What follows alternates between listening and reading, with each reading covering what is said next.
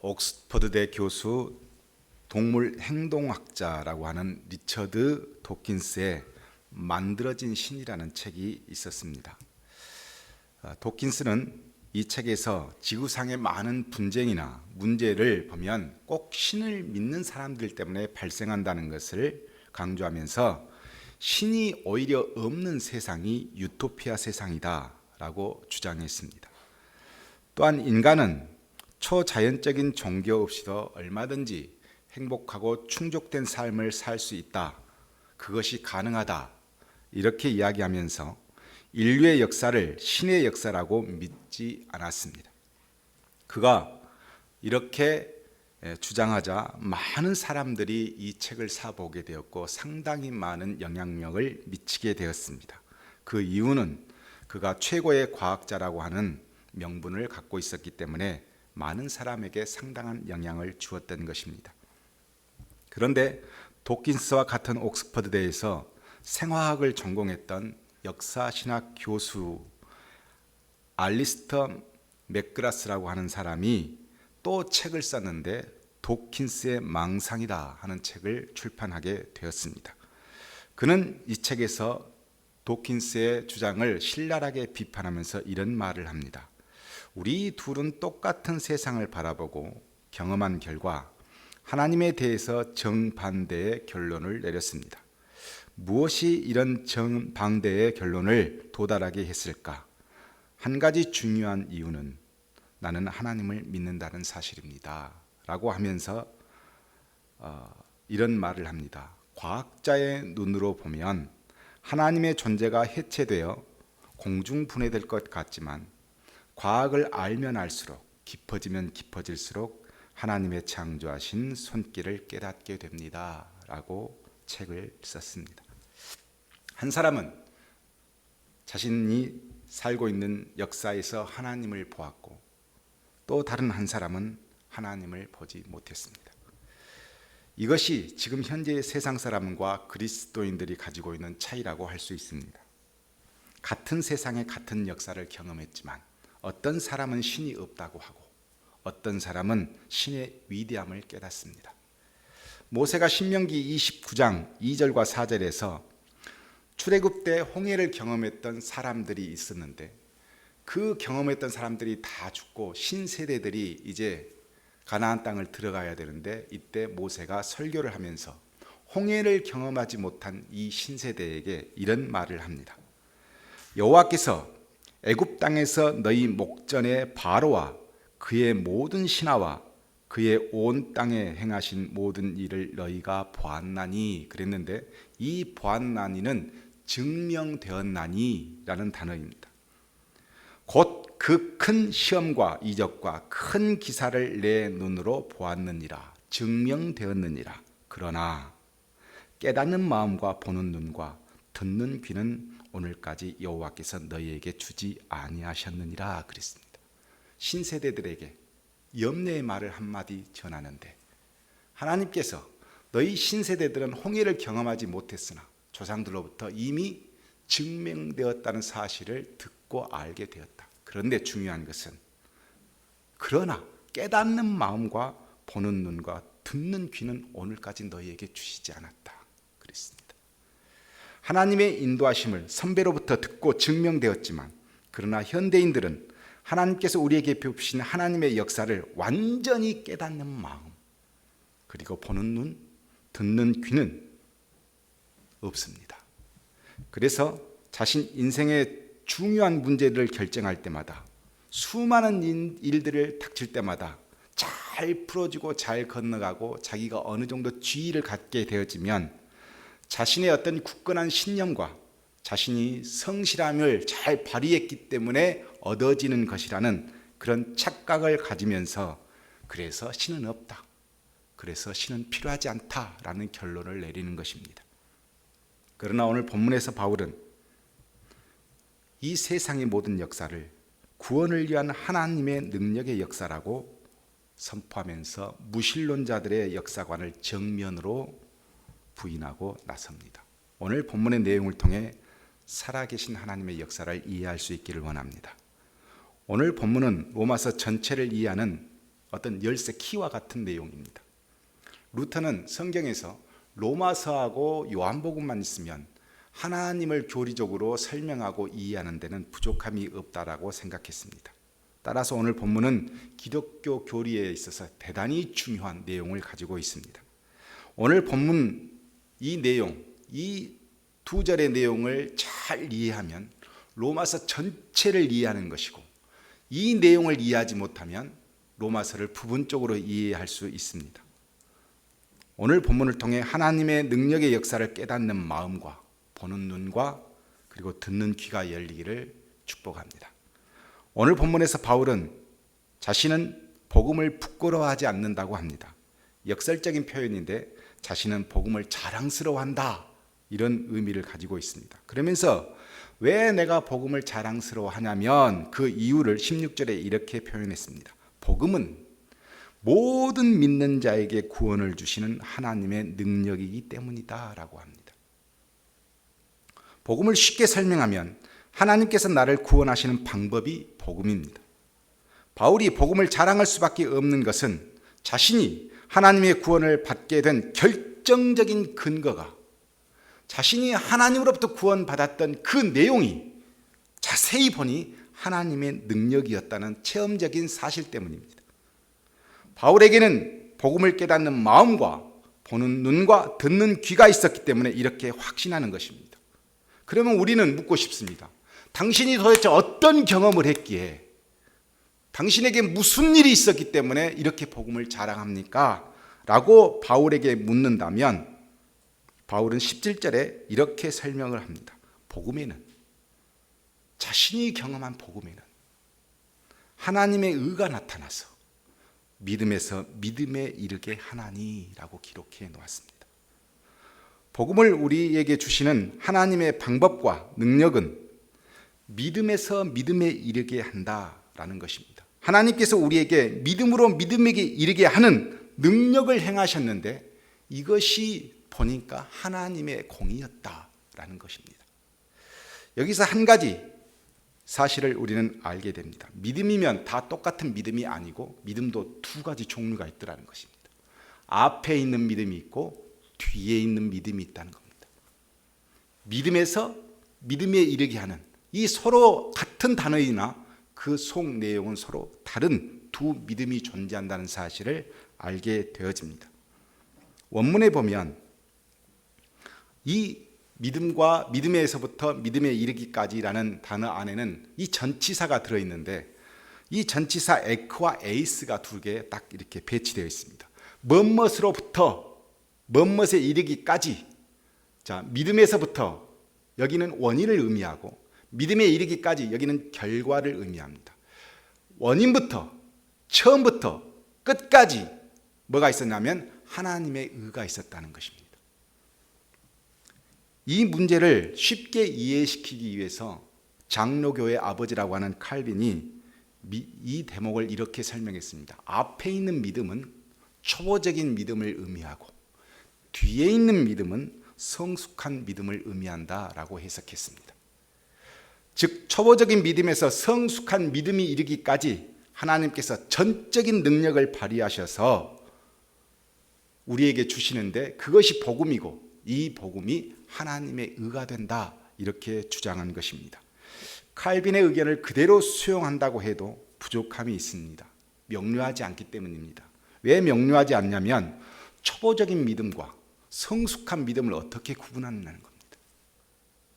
예를 들어 세례를 받았으면 초보적인 믿음이고, 11조 잘하고 봉사하고 열심히 예배를 드리면 이건 성숙한 믿음이라고 할 수 있을까? 그 기준이 너무 모호합니다. 그래서 저는 어거스틴이 주장한 내용을 좋아합니다. 어거스틴은 뭐라고 했냐면 앞에 있는 믿음은 고백의 믿음이고 뒤에 있는 믿음은 순종의 믿음이다 라고 설명했습니다. 즉 하나님께서 하나님을 믿는다는 고백을 이끌어내서 우리 입에서 하나님을 고백할 수 있도록 만들어 놓으신 다음 다시 순종의 믿음에까지, 완전히 하나님의 말씀에 순종에 이르기까지 우리를 이끌어 가신다. 이것이 복음이고 이것이 하나님의 의다. 이렇게 어거스틴은 설명해 낸 것입니다. 여기서 고백의 믿음에서 순종의 믿음에 이르게 하는 하나님의 의를 이해하기 위해 믿음의 조상이라고 하는, 믿음을 설명할 수 있는 존재라고 할 수 있는 아브라함을 우리가 소환해서 한번 내용을 살펴보려고 합니다. 아브라함은 창세기 12장에 보면 처음으로 하나님께서 부르셨습니다. 아브라함은 하나님의 부름에 응답해서 어찌됐든 따라왔습니다. 그러나 이것을 믿음이라고 하지 않습니다. 마치 우리가 교회를 따라간 것과 똑같은 그런 어떤 느낌의 내용이기 때문입니다. 그러나 교회를 따라왔다고 해서 그냥 따라온 것이 아니고 여러 가지 일들을 우리가 경험하게 됩니다. 아브라함도 가나안 땅에 들어와서 여러 가지 일들을 경험하면서 창세기 12장에서 하나님이 부르셔서 가나안 땅으로 들어온 아브라함은 많은 일을 겪은 다음 창세기 15장 6절에 가면 아브라함이 하나님을 믿으니 하나님께서 이를 그의 의로 여기셨다라는 내용이 등장합니다. 이 15장에서 최초로 그냥 따라왔던 하나님 앞에 믿음을 고백하게 된 것입니다. 그럼 믿음을 고백한 아브라함은 어떤 내용으로 신앙생활을 했을까?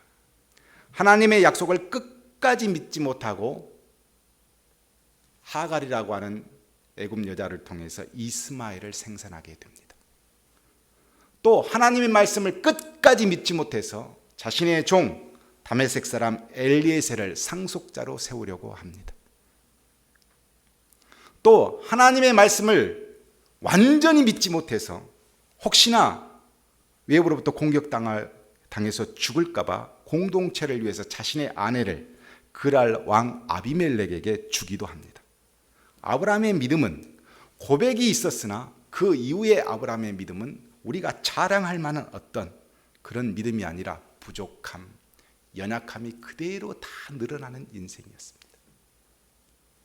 그런데 창세기 22장에 아브라함이 하나님의 약속의 아들, 하나님께서 그렇게 약속해 주셨던 이삭을, 독자의 아들 이삭을 주셨는데 모리아 산에서 번제로 하나님께 드리라는 명령을 받습니다.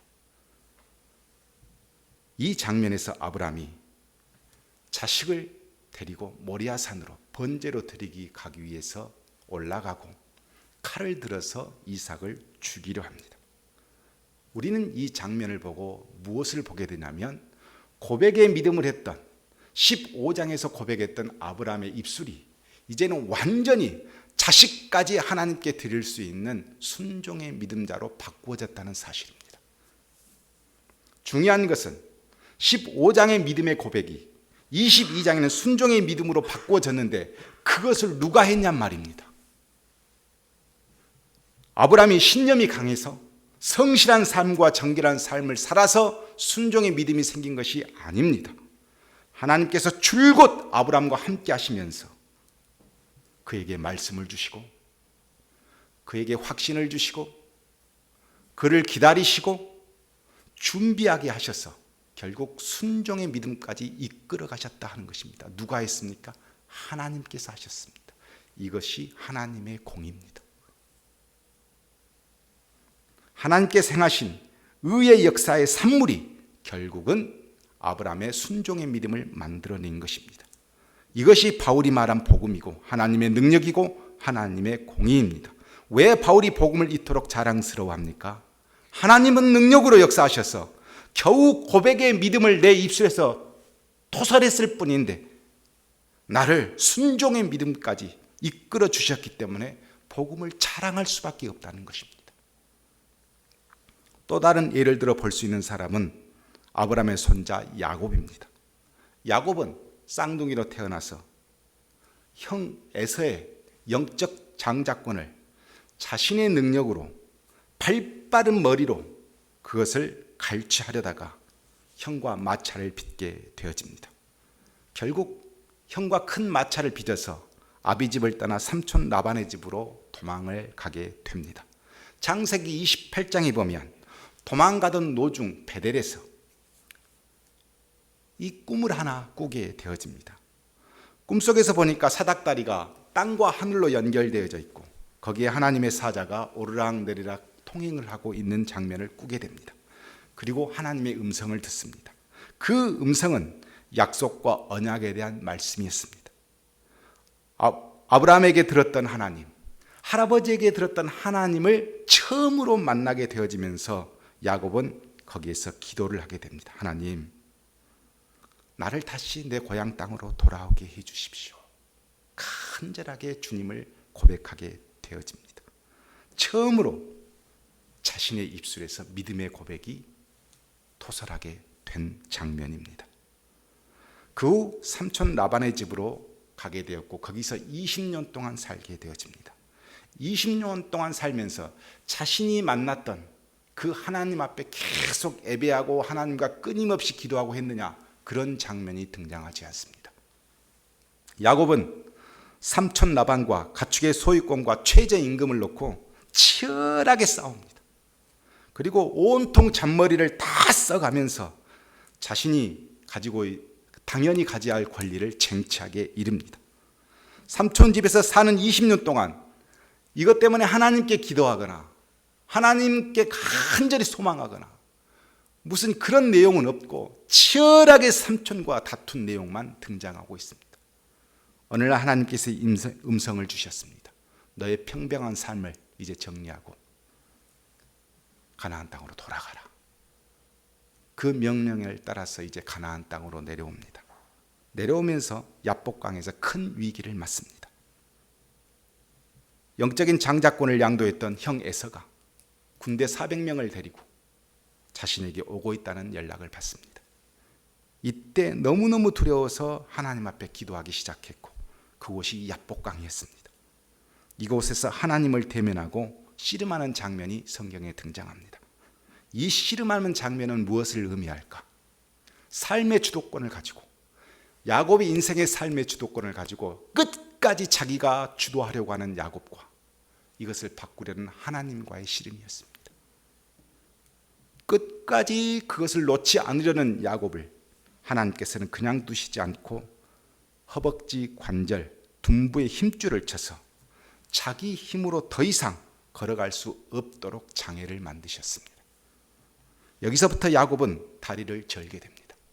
지금까지는 발빠르게 움직였고 누구보다도 영리하게 움직였던 야곱이 이제는 스스로 잘 걸을 수 없는 장애를 갖게 되면서 그는 순종의 삶이 시작됩니다.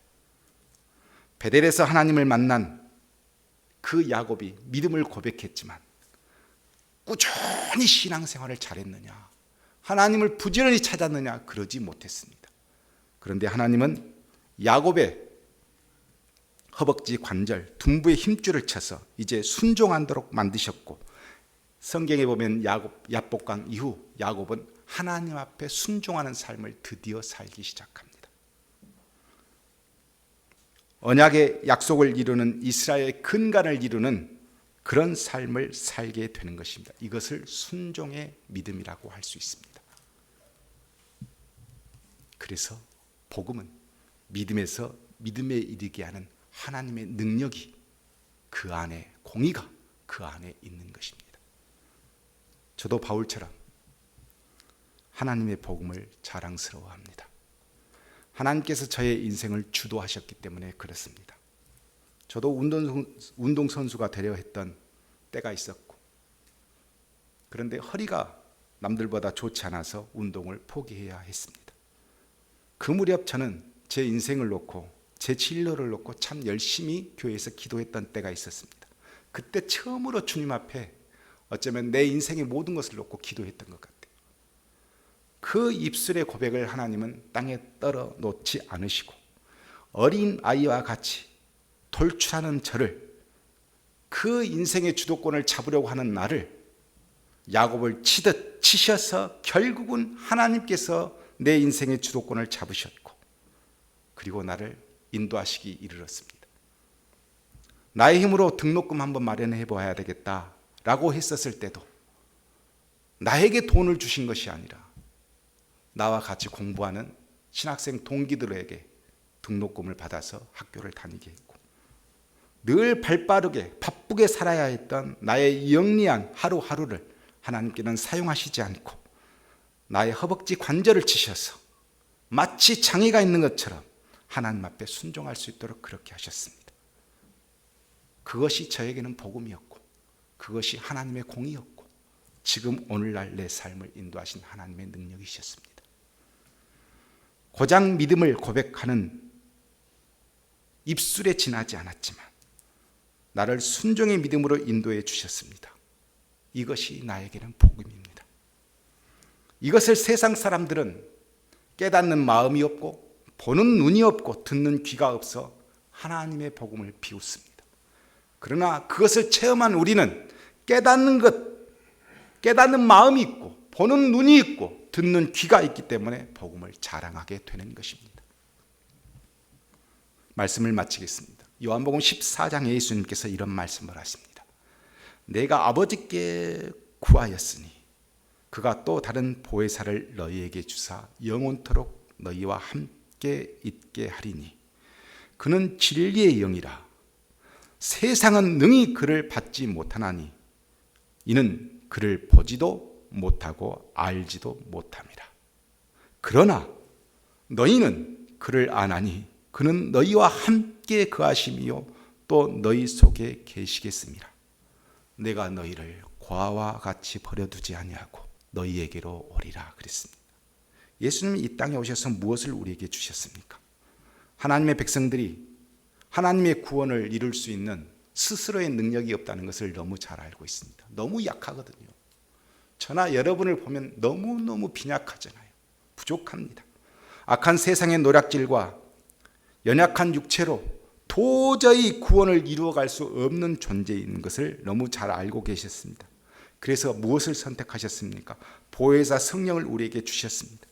하나님의 말씀에 대해 성령을 받은 우리는 깨닫는 마음이 생기고 보는 눈이 생기고 듣는 귀가 열리게 됩니다.